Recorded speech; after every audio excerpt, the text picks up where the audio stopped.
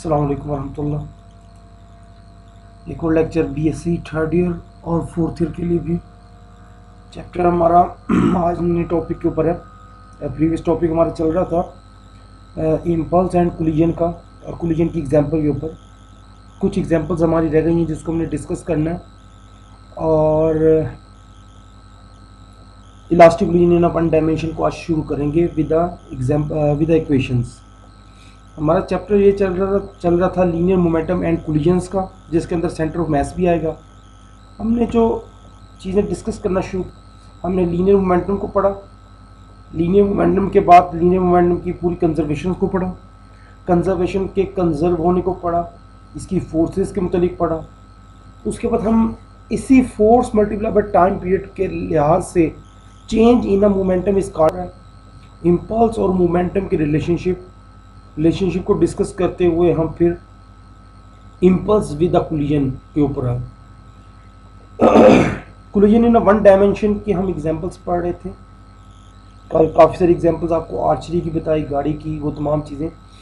अभी हमारा ये टॉपिक मुकम्मल नहीं हुआ। Elastic collision in one dimension की इक्वेशंस की तरफ आएंगे हम, उसके बाद elastic collision in two dimension की तरफ जाएंगे हम। इस चैप्टर के अंदर हमारा बहुत लेंथी चैप्टर है ये, और काफ़ी वास्ट चैप्टर है। इसके अंदर सेंटर ऑफ मास भी है, मोशन ऑफ द पार्टिकल, यानी डिफॉर्मेशन सिस्टम। हम डिफॉर्मेशन सिस्टम छोड़ देंगे, रॉकेट प्रोपल्शन आपका है।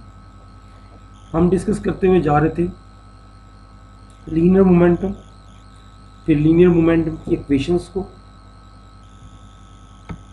Newton first law, second law, third law को डिस्कस करते हुए सिस्टम ऑफ द पार्टिकल का हमने जस्ट सेसरी सा पढ़ा था। कंजर्वेशंस पढ़ी हमने, conservation of the linear momentum, और उसके बाद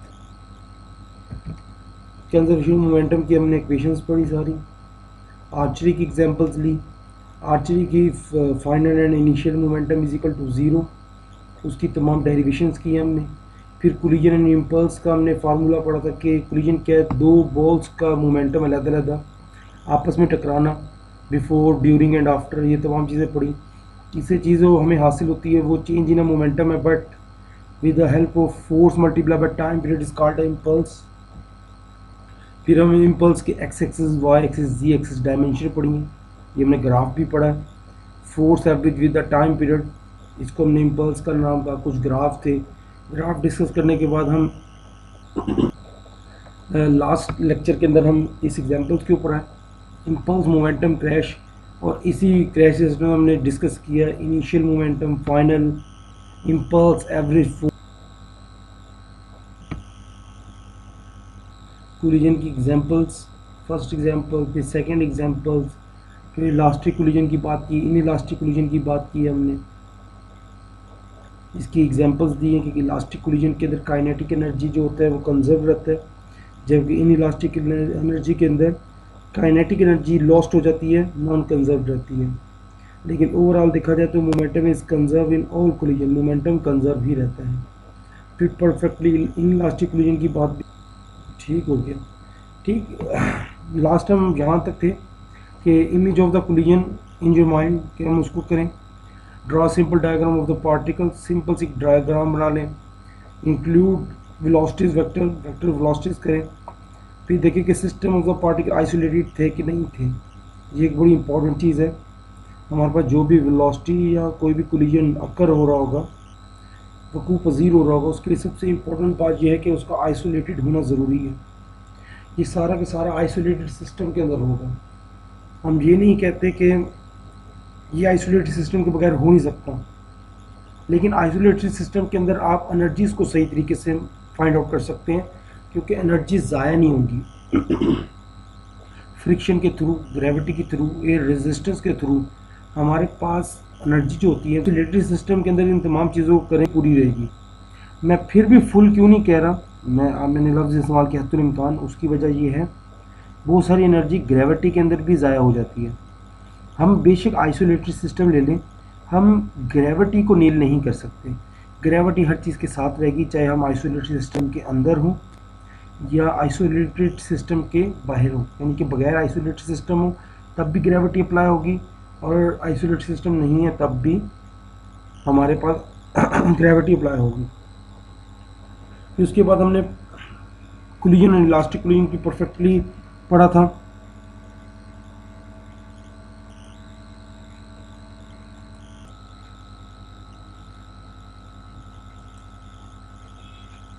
फिर एनालाइज है, set the mathematical response of the problems, solve the unknowns, unknown velocities की बात भी की जा सकती है। और अगर वेलोसिटी के दौरान कोलिजन के दरमियान कोई मैस टूट जाता है, दो हिस्सों में तकसीम हो जाता है, तो वो मोमेंटम से मोमेंटा के ऊपर आ जाएगा।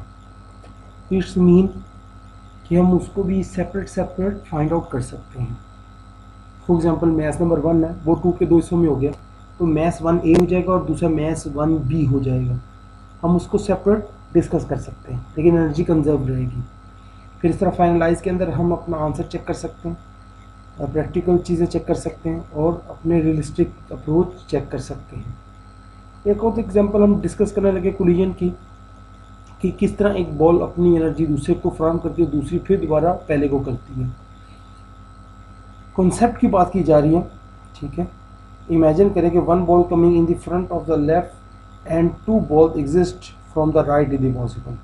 ठीक है, मैंने 2 लिख दी हैं कि मेरा ख्याल है कि 2 सही रहेंगी, उसमें टारगेट सही होगा, लेकिन अमूमी तौर पर इस तरह के टेबल के अंदर 5 बॉल लाजमन होती है। मैंने वही पिक्चर लगाई है।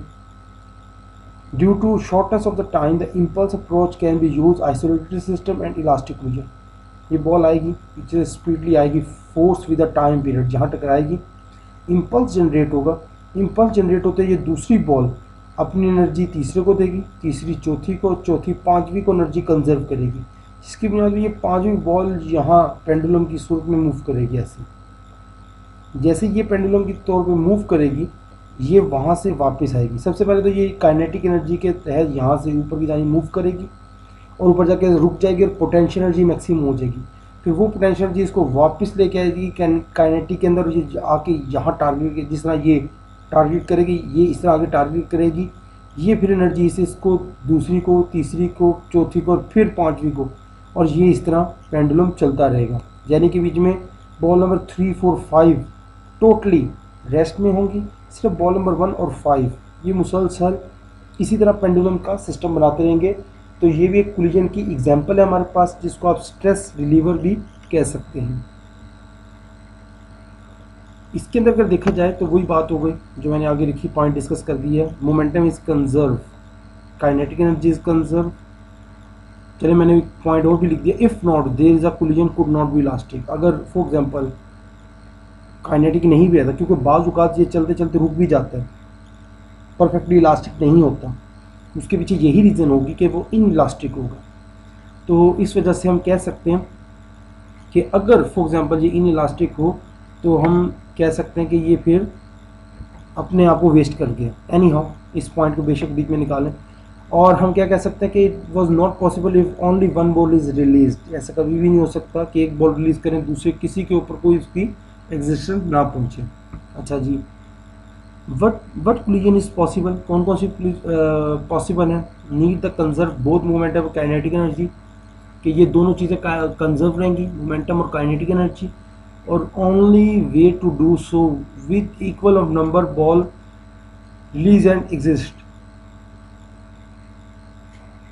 देखें वही एग्जांपल है, बॉल नंबर 1 को हमने मूव करवाया, टारगेट करेगी, बॉल नंबर 5 उसकी वजह से ऑनवर्ड आगे जाएगी। ये देखिए बॉल नंबर 1 रेस्ट में आ गई है, 2, 3, 4 ने एनर्जी आगे कंजर्व की है और बॉल नंबर 5 ऑनवर्ड आगे जा रही है पेंडुलम की तरफ। जैसे ये वापस आके टकराएगी तो फिर बॉल नंबर 1 इस साइड पर मूव करेगी। तो इस तरह ये सिलसिला पेंडुलम की शक्ल में चलता रहेगा। लेकिन इसमें फिर वही कहूँगा कि बॉल नंबर 2, 3 एंड 4 ये हमारे पास रेस्ट पोजीशन में रहेगी। इनका काम सिर्फ और सिर्फ एनर्जी को कंजर्व करना है एक पॉइंट से दूसरे पॉइंट तक। तो उस एग्जाम्पल पढ़ते, फॉर एग्जाम्पल हम एक पेंडुलम को बहुत मजबूती से आके टारगेट करते हैं, ठीक है, तो इस तरह भी हो सकता है कि आखिरी वाली बॉल उसी मजबूती से ऑनवर्ड आगे की तरफ जाए। ऐसा नहीं हो सकता कि आपने बहुत ज़्यादा टारगेट किया तो हमारे पास 2 बॉल आगे की जानिब मूव करना शुरू हो गए, ऐसा नहीं होगा। मैंने लिखा भी this can be happen, this can not be happen, ऐसा नहीं हो सकता। चूँकि इसके अंदर हमारे पास पेंडुलम की एग्जांपल आ रही है, फिर हम कॉन्सेप्ट यही लेते हैं विद अ डायग्राम पेंडुलम। मैंने बिलास्टिक पेंडुलम लिख दिया। बिलास्टिक मैंने इसलिए लिख दिया कि हर वो चीज़ जिसके अंदर पैराबोला शक्ल आती है, या आपने ये रॉकेट प्रोपल्शन के अंदर पढ़ी होगी कि बिलास्टिक ट्रोजेक्ट्री उसको कहते हैं जिसको एक तो फोर्स मिली हो और फोर्स मिल के वो हमारे पास ट्रोजेक्ट्री मोशन बनाए, डेट इज कॉल्ड अ बिलास्टिक। तो यहाँ बिलास्टिक पेंडुलम से एग्जांपल ये है, एक तो इसको फोर्स मिल रही है, दूसरी बात इसका जो पाथ होगा वो कर्व के अंदर होगा, ट्रोजेक्टरी के अंदर होगा, that's why it's called a ballistic pendulum. तो कॉन्सेप्ट इसका ये है कि हम ऑब्जर्व करेंगे डायग्राम को, isolated system of the projectile and block. ये हमारी पहली शर्त है कि आइसोलेटेड होना चाहिए, प्रोजेक्टाइल वो बना रहा है। Perfectly in elastic collision the bullet is assembled in the block of the would. जो हमारे पास यहाँ बुलेट को फायर किया गया, ठीक है, बुलेट को फायर किया, बुलेट इसके ऊपर टकराएगा, ये ऑनवर्ड पूरी की पूरी बॉडी मैस आगे जाएगी। ये जो चीज़ होगी ये थोड़ा कर्व के अंदर आ जाएगी, क्योंकि ये हैंग किया हुआ है, ये ब्लॉक आगे चला जाएगा।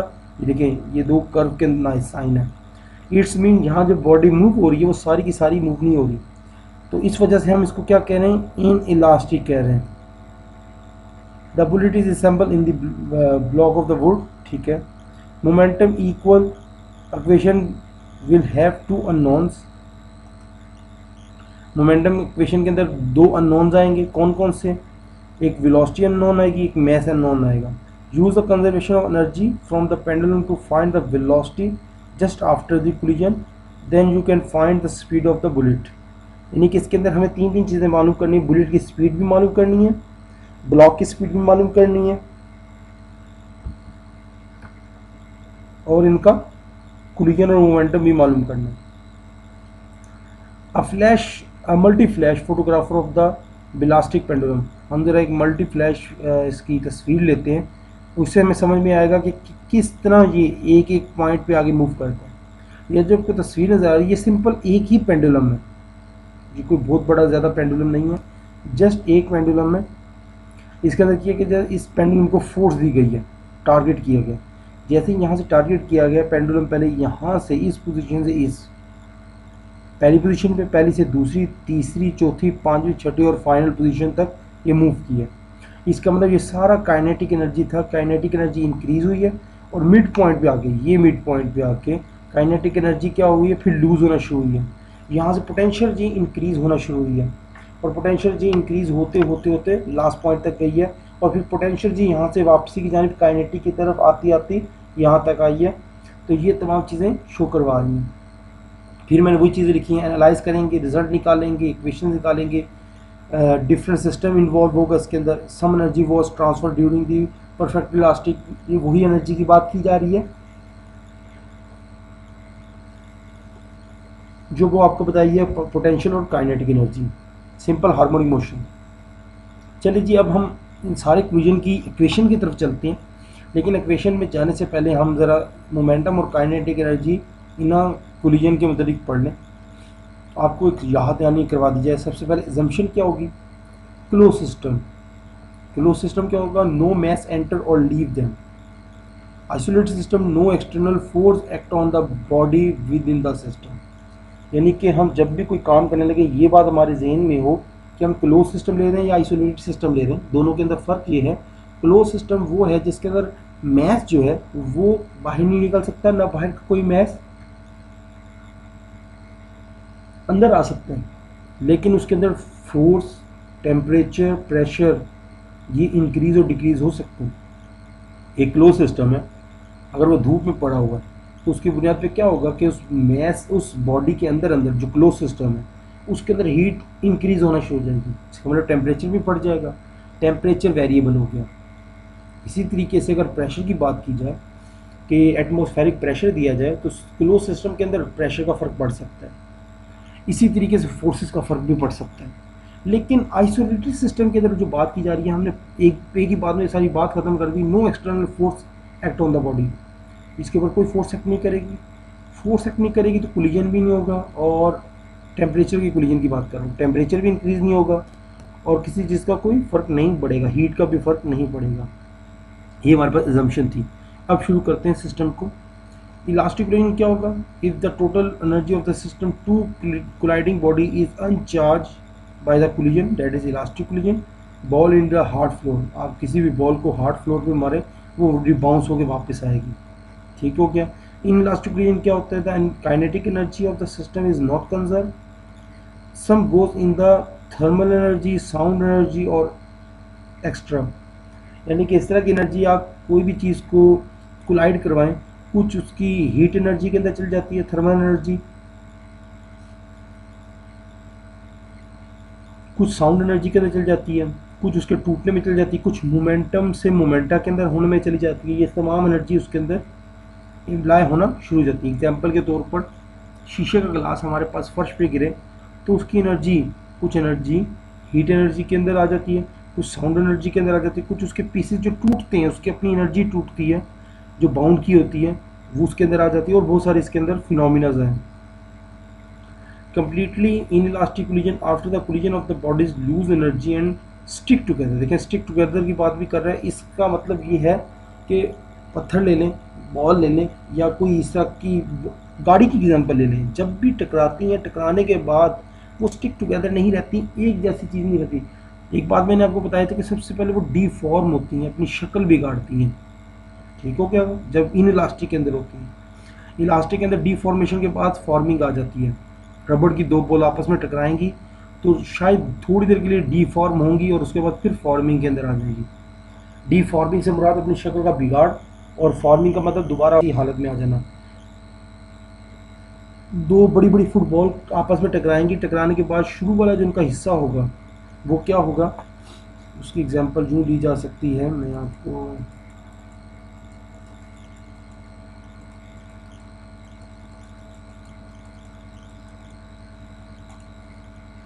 जी ये देखिए, दो बॉल आपस में टकरा रही हैं, देखिए जहाँ से वो टकरा रही हैं उनकी ये बॉडी जो है वो डीफॉर्म हुई है, ये गुलाई में नहीं रही। टकराने के बाद इस बॉल का हिस्सा अंदर गया, इस बॉल F1 का हिस्सा भी अंदर गया, ये इसको डीफॉर्म कहते हैं। यानी कि ये बॉल अपनी हालत, लेकिन टकराने के बाद जैसे ये वापस इस और इस हालत में जाएंगे, देखें ये दोनों बॉल इधर इधर आ रही थी, टकराई हैं, उसके बाद ऑपोजिशन, जैसे ही ऑपोजिशन में जाएंगी ये अपनी बॉडी को वैसी गुलाई में कर लेंगी, ये देखें इसमें से कर लेंगी। इसमें इसको डिफॉर्मिंग कहते हैं, और उस फॉर्मिंग के बाद टकराने के बाद जब वापस अपनी हालत में आ जाते हैं इसको हम फॉर्मिंग कहते हैं। ये फॉर्मिंग एंड डिफॉर्मिंग था, तो हम इसके अंदर ये चीज़ें भी डिस्कस करते हैं कि फॉर्मिंग एंड डिफॉर्मिंग क्या होती है। तो ये तो होगी डिफॉर्मिंग, लेकिन डिफॉर्म होने के बाद कुछ चीज़ें टूट भी जाती हैं, गाड़ी टकराती है आपस में, डिफॉर्म होती है, लेकिन कई चीज़ें उससे टूट के जुदा भी हो जाती हैं, तो लूज़ कर लेती हैं अपनी, तो एनर्जी भी लूज़ होती है और जो स्टिक टुगेदर बॉडी होती है वो भी हो जाती है। Ball of the wet putty into the floor, आप किसी भी गीली बॉल को दीवार पे मारें तो उसके अंदर जितना भी पानी होगा वो उसका वेट है, लेकिन वो क्या होगा, वो सेपरेट हो जाएगा कोलिजन होने के बाद, कोलाइड होने के बाद। इट्स मीन वो अपनी एनर्जी लूज कर रहा है, तो ये इलास्टिक कोलिजन नहीं रहेगा। अब हम आते हैं elastic collision in one dimension, ये टॉपिक हमने पहले भी ऊपर पढ़ा था, लेकिन अब ज़रा हम ये बात करते हैं कि इस तरह की चीज़ के अंदर जहाँ हमारे पास एक ऑब्जेक्ट बिल्कुल रुका हुआ हो, वैसे तो हमने m1 v1 plus mass number 2 velocity number 2 पढ़ा था, वो दोनों आपस में कोलाइड हो रही थी, लेकिन अब हमने जो सिस्टम ये रखा है कि एक बॉडी मूव कर रही है दूसरी रेस्ट के अंदर है वही टॉपिक। तो हम सबसे पहले इलास्टिक कोलिजन की बात करेंगे। In elastic collision the kinetic energy of the each collide body may be change, but the total kinetic energy of the system does not change. इसका मतलब क्या है कि इस बॉल की जो काइनेटिक एनर्जी है, एग्जाम्पल कर लेते हैं, ठीक है 20 kg मीटर पर सेकेंड, ये इस बॉल की काइनेटिक एनर्जी है, और इस बॉल ये तो चूंकि 0 पे है, टकराने के बाद ये बॉल 10 पे आ जाती है, ये बॉल भी 10 पे आ जाती है, तो देखा जाए 10 + 10, ये देखिए 10 + 10 हमारे पास 20 हो जाएगा, यहाँ अकेले की 20 थी, ये 0 थी, तो इसका मतलब पहले भी हमारे पास टोटल 20 थी, टकराने के बाद बेशक ये दोनों मूव होने, ये भी 20 की रही थी। तो ये चीज़ शो की जाए, इसका मतलब है कि हो सकता है कि उसकी काइनेटिक एनर्जी तब्दील हो जाए, but the total kinetic energy of the system, ये पूरा सिस्टम कहलाएगा दोनों को टकराने के बाद, तो ये चेंज नहीं होगा। इसको हम कहते हैं इलास्टिक कोलिजन। एक चीज़ ऊपर भी, total kinetic energy before the collision is equal to, ये देखिए इक्वल का साइन लगाया, total energy after the collision. ठीक हो गया। स्टेशनरी टारगेट, ये हमारे पास स्टेशनरी रुका हुआ है, ठीक है। ये प्रोजेक्टाइल कर रहा है, यानी ये मूव करता हुआ आ रहा है। ये विद द वेलोसिटी v1 के साथ आ रहा है इनिशियल, और ये वेलोसिटी जो 2 है वो 0 है इनिशियल की। ये मैस नंबर 1, ये मैस नंबर 2। जैसे ये टकराएगा तो इस, चूँकि ये छोटा मैस है, मैस m2 हमारे पास स्मॉल है, तो इसके पास ज़्यादा एनर्जी आएगी, ज़्यादा स्पीड में चलना शुरू करेगा। ये देखें m2 ज़्यादा स्पीड में चलना शुरू हो, चूँकि इसकी पहली वेलोसिटी 0 थी, तो after the final velocity v2 की वो ज़्यादा हो जाएगी। इस तरह v1 ने अपनी एनर्जी थोड़ी सी इसको डोनेट की है, तो इसकी स्पीड हमारे पास कम हो जाएगी, वेलोसिटी v1 कम हो जाएगी। स्टेशनरी टारगेट किया क्लोज सिस्टम, और से इसको अगर टोटल करें m1 v1 initial plus m2 v2 initial, but v2 is equal to 0, 0 multiply by anything, answer is 0, तो हमने यहाँ उसको पुट नहीं किया। नंबर 1, टकराने के बाद हमारे पास दोनों की वेलोसिटी है m1 v1 final plus m2 v2 final. हमने दैट इज लीनियर मोमेंटम, ये तो हमारे पास सिंपल सी इक्वेशन होगी लीनियर मोमेंटम की। अगर इसी चीज़ के ऊपर काइनेटिक एनर्जी अप्लाई कर दी जाए, half m1 v1 square plus half m1 v1 final square plus half m2 v2 final square, ये हमारे पास बॉडी होगी। इसके अंदर से अगर कॉमन हम ले लें तो हाफ हमारे पास तीनों जगह से कट जाएगा, तो हमारे पास जो चीज़ रह जाएगी वो m1 v1 square plus is equal to m1 v1 f square m2 v2 f square, ये हमारे पास चीज़ रह जाएगी। इसके अंदर आप देख सकते हैं, मैंने इसको डायरेक्ट लिख दिया। देखिए m1 v1 square minus v1 square, ये देखिए v1 स्क्वायर ये वाला आ गया, और ये माइनस का था, ये प्लस का था, दूसरी साइड पे जाके माइनस हो गया, v1 स्क्वायर हो जाएगा। दूसरी साइड पे हमारे पास क्या रह जाएगा m2 v2 स्क्वायर, ये देखिए m2 v2 स्क्वायर फाइनल का, ये इक्वेशन रह गई। चूँकि ये माइनस के अंदर है, a square minus b square, इसको ओपन करेंगे a plus b into a minus b, ये देखिए एक दफ़ा प्लस का साइन आ रहा है, एक दफ़ा माइनस का साइन आ रहा है, ये दो इक्वेशन हमारे पास हासिल हो गई हैं। इस इक्वेशन लीनियर इक्वेशन के अंदर से हमने ये इक्वेशन नंबर 1 निकाली, ये देखें, इसको दूसरी साइड पे ले जाएं, m1 v1 minus m1 v1 final is equal to m2 v2 final, इसमें से कॉमन ले लिया m1, ये हमारे पास ये चीज़ आ गई। ये इक्वेशन नंबर 1 यहाँ से आई है, और काइनेटिक वाली से इक्वेशन नंबर 2 हासिल हुई है। दो इक्वेशन हमारे पास यहाँ से हासिल हुई हैं। स्टेशनरी टारगेट के अंदर हमारे पास जो इक्वेशन नंबर 2 होगी वो 1 से डिवाइड होगी। देखिए इक्वेशन नंबर 2 1 से डिवाइड होगी, ताकि हमारा आंसर मज़ीद छोटा कंपाइल हो सके। तो जैसे हम डिवाइड करेंगे तो हमारे पास v2 final is equal to v1 plus v1 final आएगी। इसको देख भी लेते हैं, ये देखें, ये इक्वेशन इससे डिवाइड होगी, तो ये तो पूरी कट जाएगी, एक मिनट, ठीक है, ये वाली पूरी इक्वेशन यहाँ से कट जाएगी, तो v1 minus v1 final is equal to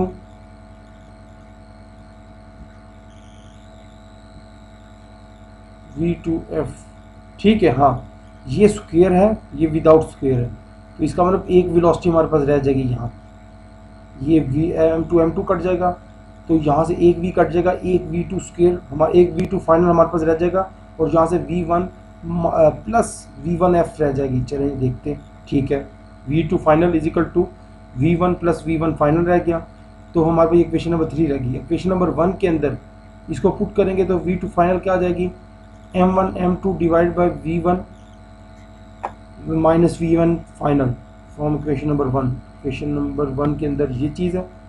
अच्छा, इक्वेशन नंबर 1 के अंदर से जस्ट हमने वैल्यू निकाली v2 की, ठीक हो गया, v2 की वैल्यू निकाल ली, इससे हमारे पास ये कोर इक्वेशन आ गई है।